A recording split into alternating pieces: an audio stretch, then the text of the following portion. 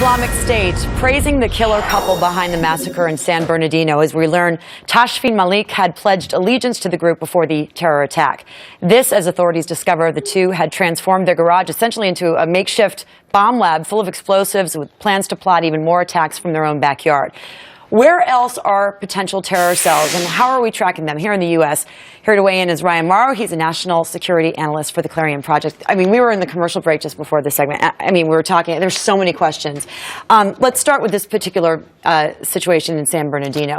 Are you feeling like this is a lone wolf style attack? And will we see more of these type of attacks here in the United States? You know, I try not to use the term lone wolf because with the internet, they're never really alone. They create this alternative social environment. So we may think they're alone because they're in a basement somewhere, but if all day you're talking online to someone and getting advice and guidance from someone, are you really a lone wolf? I don't think so. I think the initial feeling about lone wolf was, oh, you're just being inspired. You're seeing what's happening, and then you're being inspired by that. But yeah, you're saying that now these people are talking to each other. There seems to be communication and engagement. And that's almost always the case. It's not so much someone that just says, okay, I like ISIS.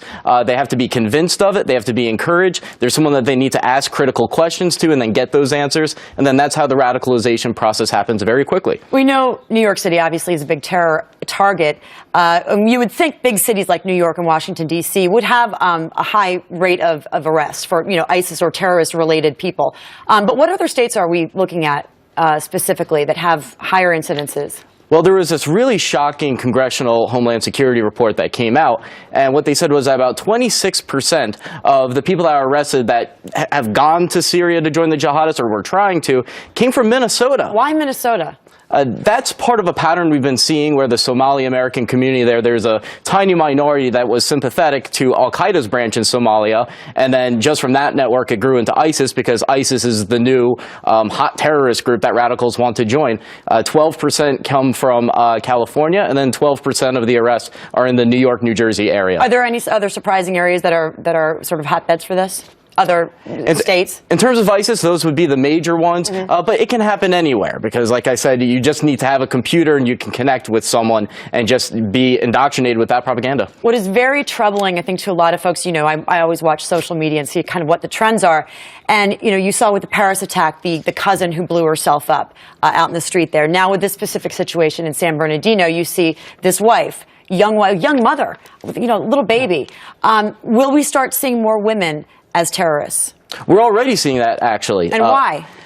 Part of that has to do with the propaganda, because what ISIS does is there's two different ways. First, they actually will flirt online. They look for women and young girls that they can come into contact with. They begin a romantic relationship, and then they say, come join the caliphate, and you can be a nurse or even a soldier or anything like that. Women, we all like to be flirted with, but I mean, there's a difference between being flirted with and then being told, you're pretty, and here, why don't you blow up some Americans?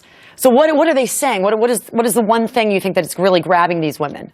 Well, believe it or not, they actually glorify women within the organization. So if there's a woman on the battlefield or who is getting medical treatment, they put a lot of pictures out and they say, this is our version of true women's rights, and here's why it's better than what's offered in America. In America, you become a sex object. You're judged for what you look like. And that's why there are self-esteem issues. But here in the caliphate, when your face is covered, if a man loves you, he loves you for you. It's not about looks. And I see that message over and over again. That's really interesting. Very interesting.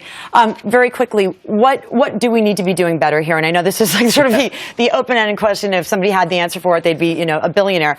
But what, in your opinion, what do we need to do? Where are we really lacking?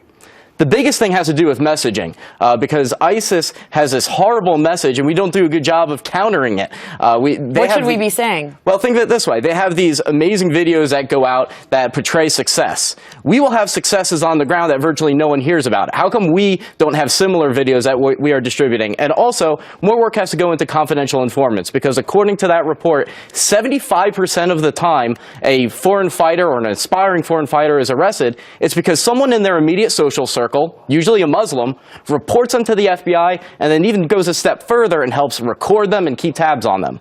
If you see something, say something, as they say. All right, Ryan, good to have you here. Thanks for waking up early on a Sunday morning.